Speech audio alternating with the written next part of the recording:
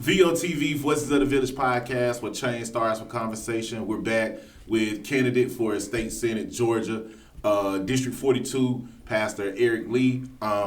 We were just talking about some of the things you were getting ready to bring toward the community, the affordability. But I want to talk about opportunity because when we left off, you talked about bringing opportunity for Generation Z. Tell us what's your vision for Generation Z and why that's important to your campaign. I clearly want to answer your question. I want to just say something about your sponsors. Okay. I appreciate your sponsors, and Yes, I hope that those sponsors are listening and that they might consider me an ally for them when I get under the Gold Dome. Right. Because small business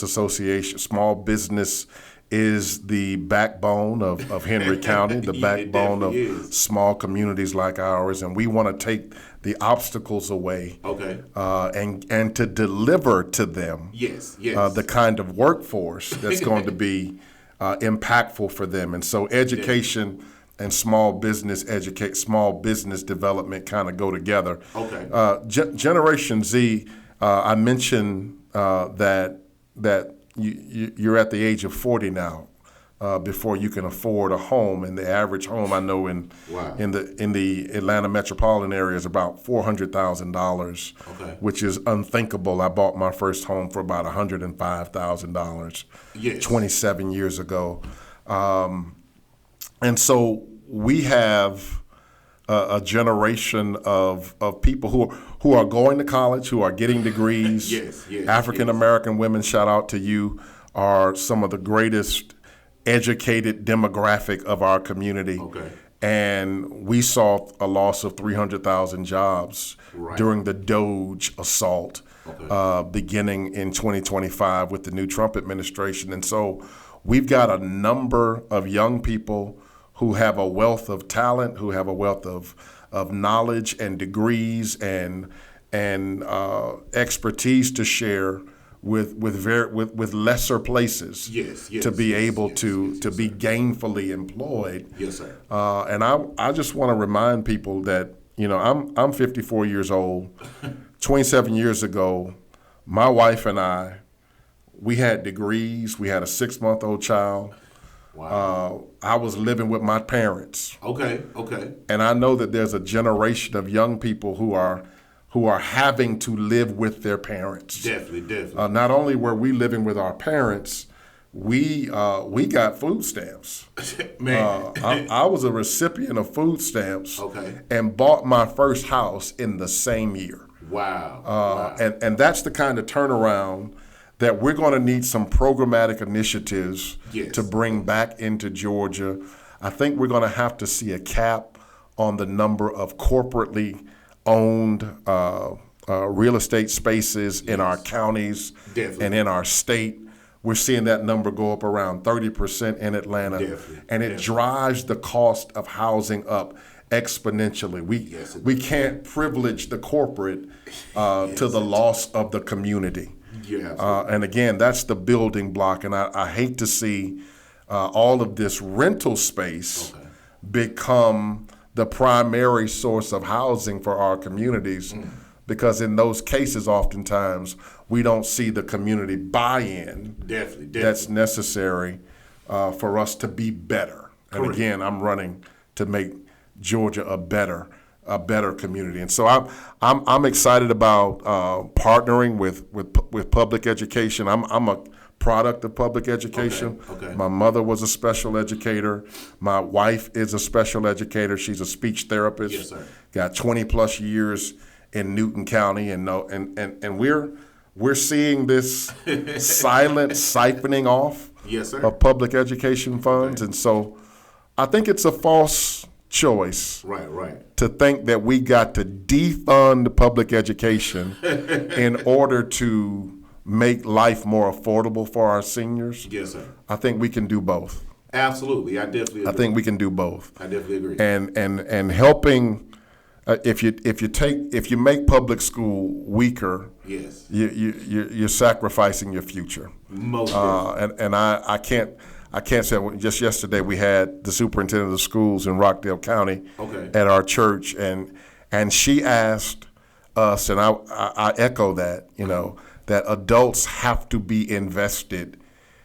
You have to have somebody outside the classroom that's invested in the development of each and every child. And every child who has an advocate outside the classroom is going to be a much better student. And so that's a hodgepodge answer to how we can bring community development and make it a higher priority. You got to deal with education. You got to make it more affordable. You got to make the housing opportunity. It can't just be a rental. Oh, definitely. Like rental can't be my only choice. Definitely. But what kind of first-time home buyer programs can we put in place? How can we do, housing that is, there's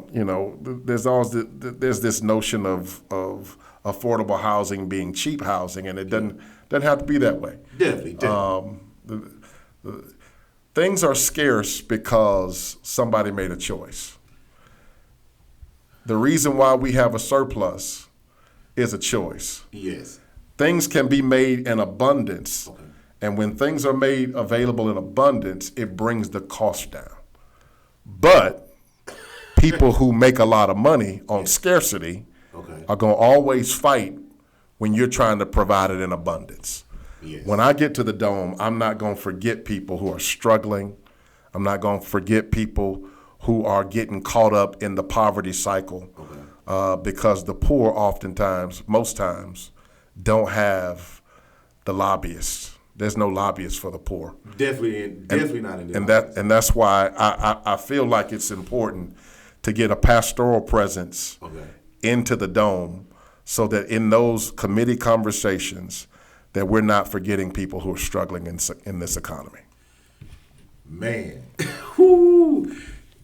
What's your plan? What's your plan? Because we understand you have a vision, and you got to work with elected officials on both sides of the fence, Republican and Democrat. Even though you're running as a Republican, and in bringing affordability. When we say bringing minimum wage higher to approximately $20 an hour, I sat here with candidate Derrick Jackson about a year ago, and we were talking about the $20 an hour and just raising Georgia income. What is your plan to work across the aisle with different demographics so that we can make that happen? Because it seems like can't nobody get along, man. We got Bloods and Crips going on in the politics. It's like, I mean, they saying all the gangsters on the streets, but it looks like all the gangsters is in the Gold Dome, man. Like, what's going on? I appreciate the question. When this country started, going back 250 years, yes, sir. The only people who had the right to vote were not just white men, but white men who owned property. Okay. Right? Yes, sir. Yes, sir. So our struggle to move towards democracy is it's an ever progressing kind of a thing. Okay. But that demographic, the rich, wealthy, property owning demographic, even to this day, yes, sir. Yes, tends to be the way public policy is anchored to support. Yes, sir. Yes, sir. Yes, sir. And even in the most recent elections, we have this notion that the rich know what's best for the rest of us. That the billionaire class is supposed to set the agenda for the rest of the populace. And how's that working out for us? Man, we have leadership at the state level and at the national level who don't put gas in their own car.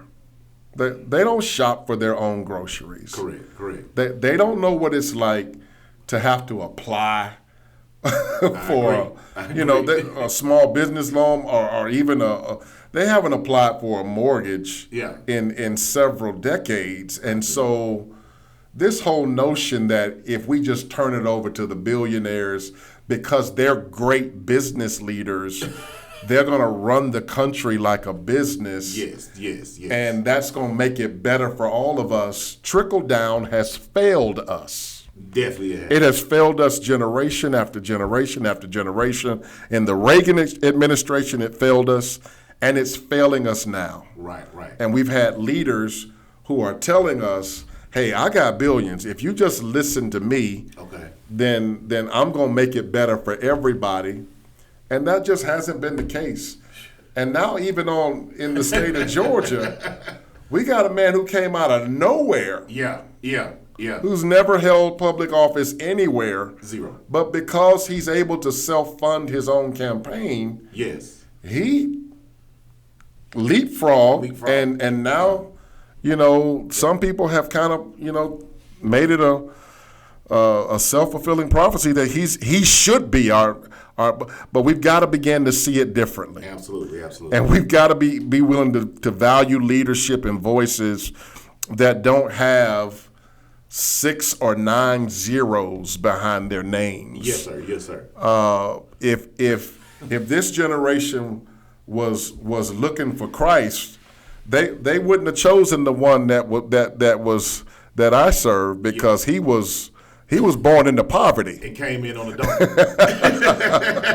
And so, all of this, we can't be deceived in the election of 2026 the way we were deceived in 2024. I saw anecdotally online where black business leaders said, I voted for Trump, but I regret my vote now.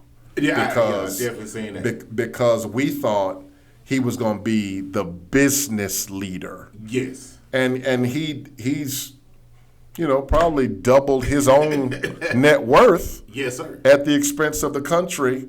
And I don't want to see that no repeated at the state level of Georgia. And so what's going to be imperative for us, what's my plan? Yes, sir.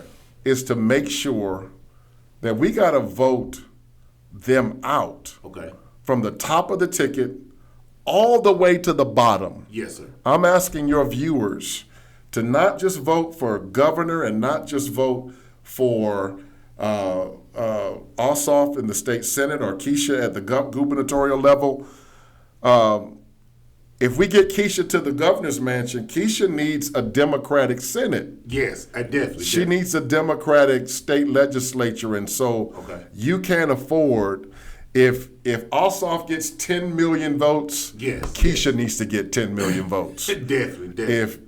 If I can get 60,000 votes from that number, then make sure we're voting down the ticket to make sure that we flip these seats. Definitely. Because only then the Democratic Party has a 10-point plan that is going to help working families, going to help Medicaid expansion, going to fully fund public education, and bring about the policies that we haven't seen in a quarter of a century. Woo! That's been a long time, man, and we definitely need those resources because change matters in our community. But before we go back, I want to go back to the question that you asked. But before we go there, the question that I asked you earlier. Before we go there, I got to go to another commercial break because we definitely got to recognize our sponsors. Shout out to South Atlanta Family Law Firm, a New Well Adult Daycare Center, Ms. Rhonda Crockett, her phenomenal staff, adults dealing with ADD. We also want to give a shout out to our mentor program, Streets of Gentlemen, educate the mind, elevate the spirit, eliminate the stereotype. And we also want to give a shout out to Miller North and Brill, the best defense. You guys stay tuned. We're on VOTV, Voices of the Village podcast, where change starts with conversation. Ease up.